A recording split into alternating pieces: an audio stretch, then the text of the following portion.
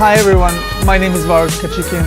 I'm doing the series of 10 videos. Today we're going to be doing number 8, which is apprenticeship, and you're becoming your own master. Today I changed the setting a little bit. If you watch the previous videos, you're going to see I was standing up. Today I'm sitting down. I'm trying different to see if it's going to help me do better video. I think it will, and we're going to find out soon. Apprenticeship means until this point you were under someone else's responsibility or what they were telling you. You were listening to someone to show you the tools, the ropes, and what you need to learn in your skill set. At this point, you stop doing that apprenticeship.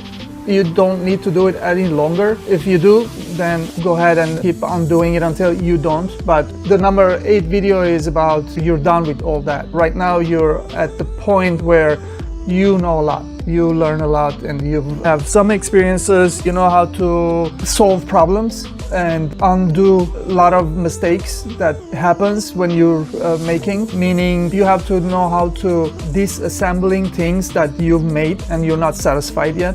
And you disassemble things and reassemble in a correct and right way. That could be a machine that you're working on, also could be a company that you're building, or it could be, in my case, I'm working on a ring and it's very difficult to disassemble and put it back together. So at this point you're getting pretty good at that, and you can go out and start your own journey. You could go and then be a person in a company where they need your help, and they can look up to you to solve their own issues and problems in their companies. Someone that you can actually be in this case. That is very valuable. You already put a lot of time, years, to get to this point under other people's supervisions. We're gonna go ahead and start. I have some bullet points. I want to look at it and elaborate for you guys to kind of give you a perspective. One of the most powerful thing in life is mindset. Mindset is very, very crucial. We have to have a mindset of, at this point, you have to have mindset of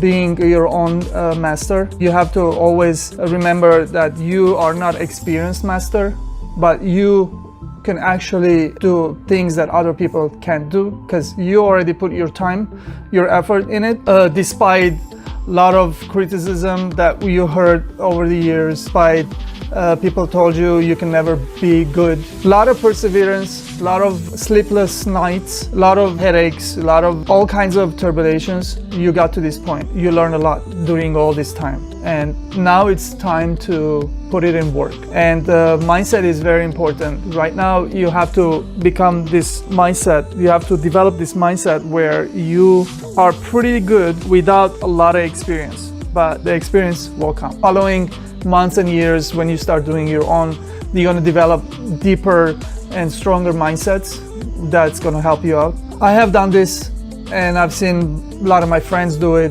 They went through it. And what happens is you take chances.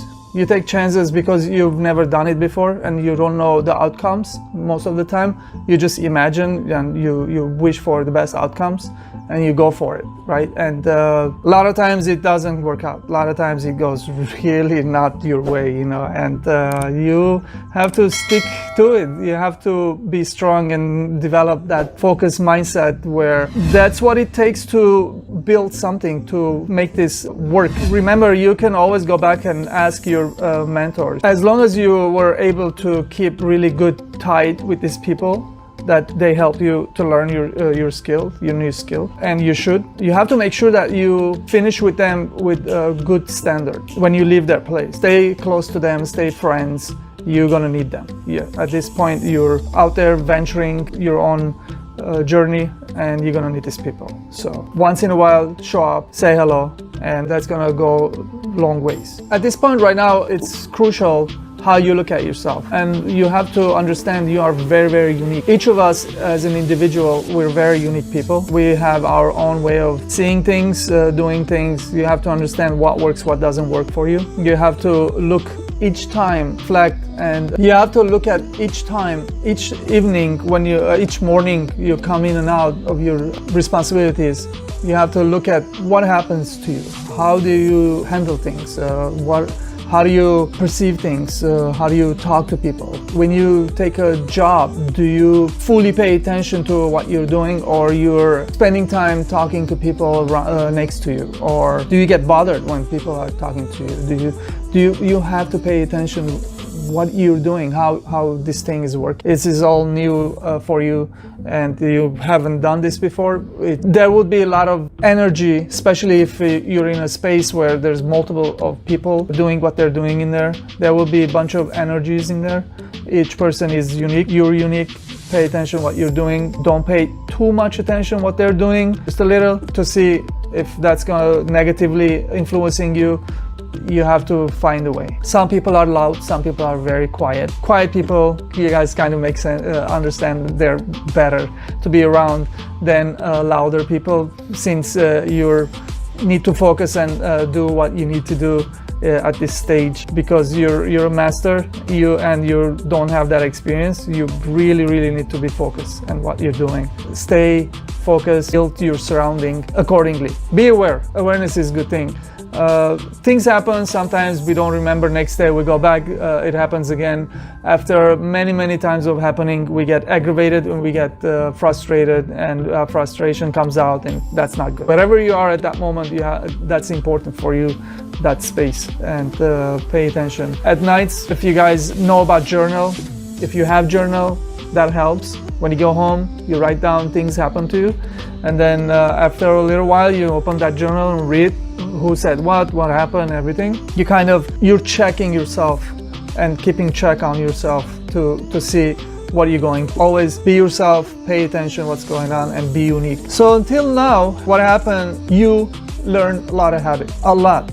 It could be thousands. How you handle your hand, how much strength you put in your hand, what kind of tools you hold, how long those tools last, and you've developed a lot of new habits, and then there's a lot more habits to start developing at this point, because you are your own master. All those habits gonna become part of your thinking, and that's gonna make you a grandmaster eventually on your skill set. So pay attention what habits need to be developed. Your journal should help you out. Your notes should help you out.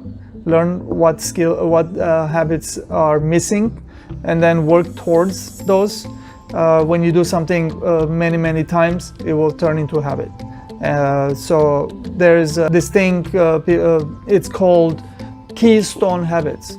And then you have to develop those keystone habits without even thinking. You will automatically do it. That's how I do my skill, and you guys can develop too. Anyone can develop this if you put your time in it, because it takes time to develop this habit. We're going to be talking about tools. Tools are important. There will be tools in the marketplace where your hand may be not too suited for, or your eyes are not coordinated for that piece. A lot of times what I do is, like, I take my own tools, I file them down, I put a fire so I make them soft, and I bend them to the corner, the shape, make them pointy or make them flat, or put a groove in there, how to hold things. So what I'm trying to say is, you can buy a tool and don't be stuck using that tool only. You can actually design your own tool, shape them, form them, learn. If you have learned until now in your journey of becoming master, if you saw tools that was shaped and formed, you can do it yourself. If you didn't, you can still do it. When something's not working, find a way. Bend your tools, shape them, and then use them like that. That's gonna work. It will work for you, and it has worked for me. I have a lot of tools that all different shapes than when I bought it. Okay, so we have a main skill. Now we attain this skill, it's ours, we know how to use it every day. At this point, there's going to be a lot of other skills that you probably want to start learning, developing, because you need that skill to back up your main skill. When you don't know to do certain things next to your skills, you're gonna be asking a lot of people for help, for guidance, which is okay, you can do that, but also I'll recommend you guys time and effort to go and learn the extra skills that requires. For me, what I did was, I was a pretty good jeweler. I was able to do everything that I've been talking about, but it came to a time where I needed to do finishings, and I did not know finishing. Finishing as in like polishing and rhodium plating and bunch of little skills, right? It requires certain ways of doing things and certain techniques, certain brushes, certain tools you need to learn. So I put my mind that I want to learn. Because I had this first skill, I was able to implement a lot of the habits that I had to this other skill. And in a lot shorter time by myself, I was able to learn and attain those skill sets. And this is how it works. When you guys see that something's missing, and that's gonna help you to propel forward to a new skill, don't be afraid. Do it. Ask people how they do it. Especially these days, YouTube is amazing. You can just go in and type it and watch what people are doing, what kind of tools they're using, techniques, and you can try them home and learn it in your skill set. When I did it, there was no YouTube. It was all about imagination. It was all about asking. A lot of people were telling me how they do the skill set, but eventually you will learn. Just watch some videos, push yourself, you'll attain that skill set also, and that's very important. We're gonna talk about a little bit about the detail-oriented person and how to work with coworkers. It's crucial. You can't do this by yourself. You're gonna need people around you. Whether you're working by yourself, you're gonna have people visiting you all the time, in and out. You have to learn how to work with these people. Sometimes people are there to use you. Sometimes people are there not sure if you know what you're doing. Sometimes people are there to save money. They come to you in the beginning.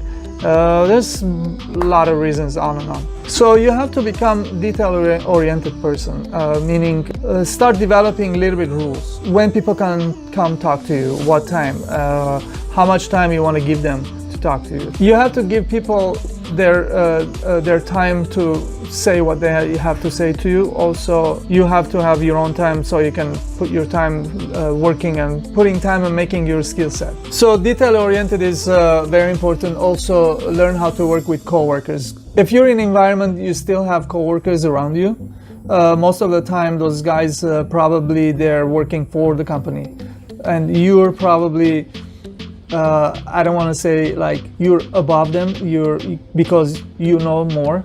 Most likely those coworkers that you have around you could be like you or not. If they're not, they're gonna come always ask you your input on things and help. Learn how to work with them. Learn when to say yes, when to say, can I have a break? Can I have my moment? I'm doing something, let me finish, then I can help you out. So those are very unique moments. Figure out for yourself and pay attention. That's gonna happen to you. So I'm gonna tell this story, what I went through. Some of you guys are probably really easygoing, nice people, and you gonna experience this because I did. In the beginning, I used to get people come to me, talk to me, clients and people that needed my service used to come to say that, oh, you're so nice. So I didn't understand in the beginning. I was like, what are they saying? What do you mean like nice? What is nice? But later on, I kind of put it together, figure out that what they meant was, you're so gullible. I can use you. You're not going to say anything. And then once I figured that out, things was a little bit different then. In a little bit time, those people disappeared from my work life, and then they were replaced with a bunch of other people. And if you're that kind of person and you take this kind of role, this can happen to you also. So pay attention if people are calling you nice, that's what it means. In 14 or 1500s in Europe, nice meant stupid, you don't understand, you don't know, that type of thing. So you guys can go look it up to see what exactly was written down, but it's something like that. So I'm going to talk about a little bit what I did, what I went through. Maybe I can draw a picture in your mind what you can go do and go through, what can happen to you. So when I was when I left my 3 mentors, also I went and experienced in a company being the designer in the company where they needed my skill set. I learned a bunch over there, and I ended up going opening a little shop with my brother. We were fed up with what was going on with us. People were not so nice to us, and we wanted to go ahead and have our own freedom. So we did. We opened a little shop. We had a little bit of gold saved. We were able to pay 2 rents. By the time we got some jobs coming in, making little money so we can pay rent, that's what it took. We went through that really difficult times. I remember many times. This was something we talked about, and we just laughed about it because afterwards. But what happened was, we would have afternoons where we had probably like $2 in our pockets, few dollars, you know. So we would order a hummus, a little hummus like that, with a little bit of bread, and we used to share that hummus in an afternoon. We didn't have any money. We didn't know what we were doing. We had some skill set. We trusted ourselves that the skill set gonna bring in some work, and that's what we did. We went through some crazy hard time, and I still, while I'm telling you the story, it's playing in my mind, in my head, like a video, what we were doing, how we were going about in those days. Yeah, but you have to be able to endure those hard times, and really work and go ahead. Whether you're working for yourself or you're working in a company, these days will come. Nothing is easy. It's when you're pushing yourself, there's gonna be hard times coming, and be aware of it, and do it more so you pass that point. So one other thing I'm gonna tell you, in that time I had my first client. Once they learned that I know how to make a handmade rings, pendants, everything like that. That was my skill set. They started giving me a bunch of work, and they argued, they haggled with me, they brought the prices down. All these things happened, and I agreed doing what I had to do so I can bring in jobs and work and get money so I can pay rent and I have money on the side to pay other bills. And that's what I did. Eventually we got better client where we start making pretty good income at that point. We got some experience. I was able to do this. This client came and asked me if I could solder gold on stainless steel watches, which is like Rolex and stuff like that. And me being very handy, very like know how to figure things out, I tried many things. Finally, I was able to figure out how to solder gold on stainless steel. Afterwards, he comes, he tells me, you know what? In the market, no one had able to do this kind of work for him. He was so excited. He brought a bunch of work, and we worked day and night. We were so hungry about getting this work in, money, everything. At that point, I was 21, 22 years old. We started sleeping in the shop. We weren't going home. We were only working. We were sleeping in the shop, waking up in the morning early, start working. We were doing about 16, 17 hours a day till Monday to Friday. Monday to Thursday, Friday, no sleep. Work all the way to the morning, see the sun come up while we're doing the polishing, while we're doing invoicing, everything. At that time, this is 1991, 92, those years, I was making $10,000, and I saw what can happen when you attain really good skill, where it could take you. So what I want to kind of like finish at this with this video is I want you guys to understand that when you put your time, when you put your effort, whether you're working for yourself or for a company, you will hit those milestones. You will make your 10, 15,000, 20,000. There's limit and there's no limit. You shouldn't put any limit on yourself. Just do it. Go at it. Stay focused. Attain amazing skill sets. One day you're gonna do something that people are gonna be like, wow, how did you do that? And that's gonna take you to the amazing places where you're making really good income.